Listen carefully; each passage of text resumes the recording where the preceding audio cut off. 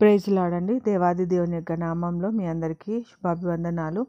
ఈరోజు వాగ్దానం నిర్గమకాండం 3:14. దేవుడు నేను ఉన్నవాడను అనువాడనే ఉన్నానని మోషేతో చెప్పెను. మత్తయి సువార్త 28:20లో నేను మీకు ఏ సంగతులను ఆజ్ఞాపించుతునో వాటన్నింటినీ గైకొనవలెనని వారికి బోధించుడి అని అంటున్నాడు. సో ఇక్కడ కమాండ్మెంట్లో ఖచ్చితంగా ఆయన ఏ సంగతులు చెప్తున్నాడో వాటన్నింటినీ గైకొనాలి అని అంటున్నాడు. ఎందుకు అంటే నిర్గమకాండం 3:14లో నేను ఉన్నవాడు అనువాడనైనానని చెప్తున్న మాటల ప్రకారం ఆయన ఏమైనాడు?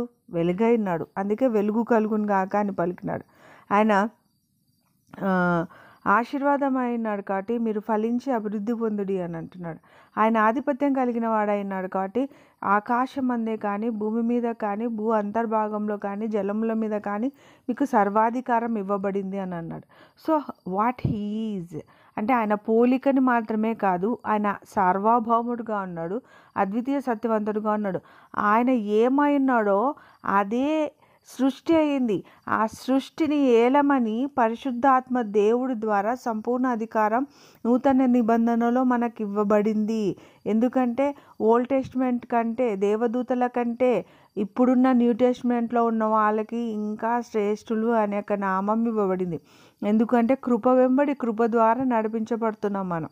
సో ఆ సమృద్ధి, ఆ సమాధానము, ఆశీర్వాదము, ఐశ్వర్యము, చెప్పనాశక్యము కాని మహిమైశ్వర్యంతో సమస్తమును మనకి ఇవ్వబడింది.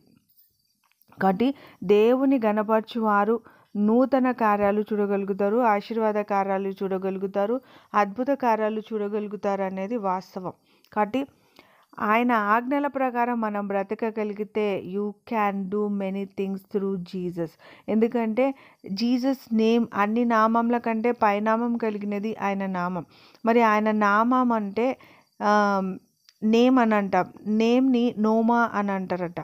మరి ఆ నోమా ఈజ్ఈక్వల్ టు క్యారెక్టర్. ఎప్పుడైతే యేసుక్రీస్తు యొక్క క్యారెక్టర్ని మనం కలిగి ఉంటామో అప్పుడు యేసు ప్రభుకి భయపడినట్టుగా సృష్టి యావత్తు యేసు స్వరాన్ని విన్నట్టుగా ఈరోజు మన స్వరాన్ని వినగలుగుతుంది, మనకు భయపడుతుంది.